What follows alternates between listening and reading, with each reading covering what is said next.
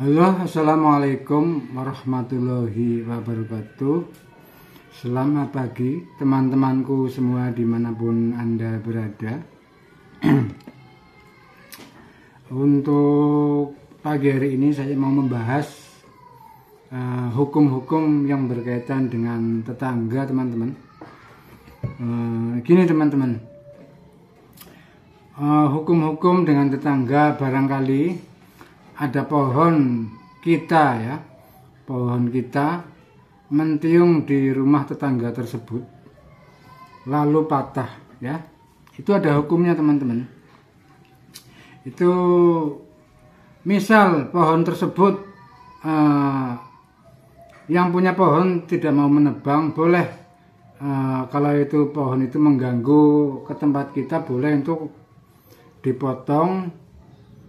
Tapi dipastikan memang benar-benar dahan pohonnya ke wilayah kepekarangan kita, teman-teman. Itu boleh dipotong, walaupun tanpa izin itu boleh.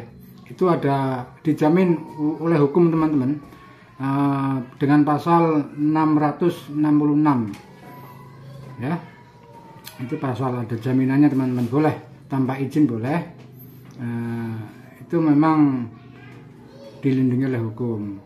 Terus untuk buah juga, itu kemarin ada teman-teman saya yang bagaimana Ustadz ini ada pohon, ada buahnya mentiung di rumah kita atau di pekarangan kita. Dia tersebut apakah boleh buahnya untuk dimakan? Saya bilang tidak boleh, karena mau bagaimana walaupun buah itu ke pekarangan kita, itu pohon kan hidupnya harus ada karangan, harus ada tanah ya, hidupnya di tanah. Terkecuali itu mengganggu, itu boleh dipotong, dikembalikan ke tanah sebelahnya itu. Jadi kalau untuk dimakan itu tidak boleh. Kalau untuk pohon yang ke rumah kita itu boleh dipotong, teman-teman, walaupun tanpa izin.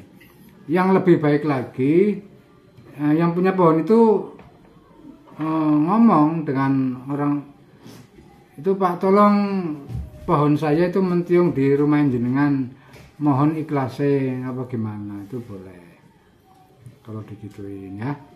Harusnya semacam itu kalau kita berhidup di tetangga, apalagi ini musim hujan.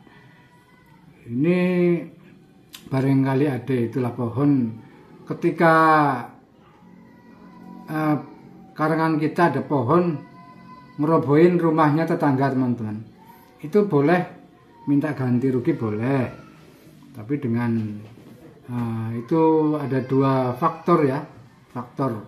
Jadi satu perdata, kedua pelanggaran hukum pidana juga bisa. Terkecuali pohon itu mentiung merubui rumah orang ya, lalu tidak ada tindakan dari yang punya pohon, itu bisa dilaporkan. Bisa dilaporkan, juga bisa dipidanakan orang tersebut. Terus itu banyak faktor ya, apalagi ini banyak sekali orang-orang yang punya masalah, apalagi ini musim hujan. Yang lebih efisien lagi ya, kita pamit dengan pohon tersebut, dengan orang yang punya pohon itu. Pak, itu pohon itu takut roboh atau bagaimana, teman-teman, di pekarangan kita. Itu tolong saya pangkas atau bagaimana. Itu bagusnya seperti itu masalahnya, harusnya ya. Jangan mentang-mentang ini pohon kamu ngerubui saya. Terkecuali orang yang punya pohon itu ngotot, nggak boleh dipotong, nggak boleh ditebang, itu bisa dipidanakan, bisa seumur hidup. Karena apa? Takut mengganggu makan korban lah ya, intinya takut adanya korban ya, mencegah hal yang tidak diinginkan. Banyak sekali, jadi untuk bertetangga itu banyak sekali faktor-faktor. Kemudian ada pohon roboh lalu menimpa mobil atau kendaraan, itu boleh dimintai pertanggungjawaban, tapi harus itu perdata teman-teman. Kita sosialisasi dengan kekeluargaan agar kita lebih enak. Tapi ya namanya kayak gitu, itu banyak cara-caranya ya. Ini yang sudah ini baru-baru ini ada ini tetangga, pohonnya sudah mencium ke tempat tetangga, lalu tetangga yang punya pohon itu sudah pasrah dengan tetangga itu yang punya tanah itu. Jadi pohon kita mencium ke tetangga itu. Nah, akhirnya yang punya pohon itu belum ada dana, dipasrahkan ke